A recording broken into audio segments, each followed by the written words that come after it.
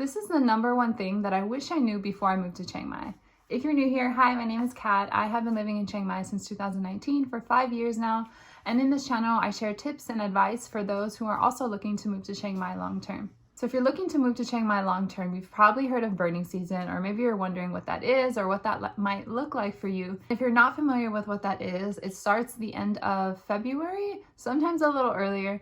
It goes until the end of April, closer to the middle of May. It really depends. Each year it's a little different, but March is always the worst time, so that's the peak.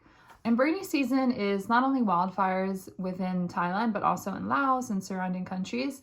And it's also agricultural burning, so they're burning their land to prepare for their crops for the next season.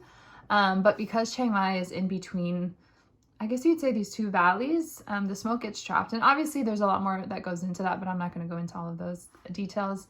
And so for the last, I want to say 3 or 4 years, we have been number 1 in the world for the world's worst air quality in March specifically. And I think in February and April, we're still up there in the top 5, top 10. But yeah, it's pretty bad. I'm not going to sugarcoat it. It's awful. But there are things that you can do to make it a little more bearable. What I did when I was still a family counselor here, I couldn't leave. And so I wore PM 2.5 mask.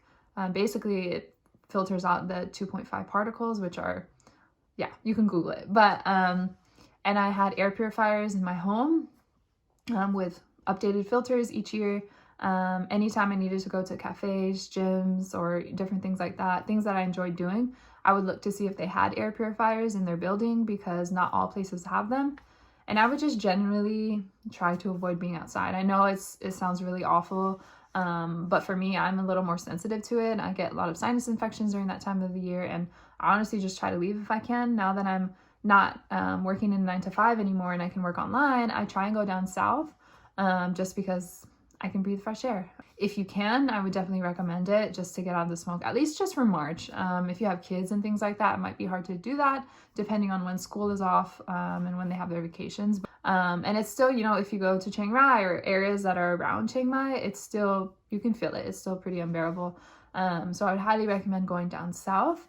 I think the benefits of my life in Chiang Mai and my quality of life outweighs these really terrible 3 to 4 months out of the year. But like I said, it's going to affect everyone differently. So you really have to fill it out for yourself.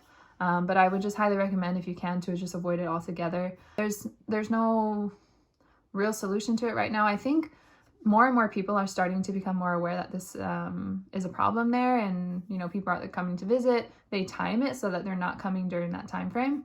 But it's an issue that we have. And I'm not going to go into the politics of all of that. But it's just something to be aware of. So if you're looking to move to Chiang Mai, don't move between February and April if you can. Or if you have to come during that time, just go down south if you can for a month or 2. And then when the air clears up, then come up and get settled in. Because yeah, it can be unbearable. Even if you don't have other health conditions, maybe you don't have asthma or things like that, it can still be really difficult. So yeah, I just think it's really important to talk about, because when you're looking to move to Chiang Mai, you're looking, at how can I find an apartment? How can I get around town?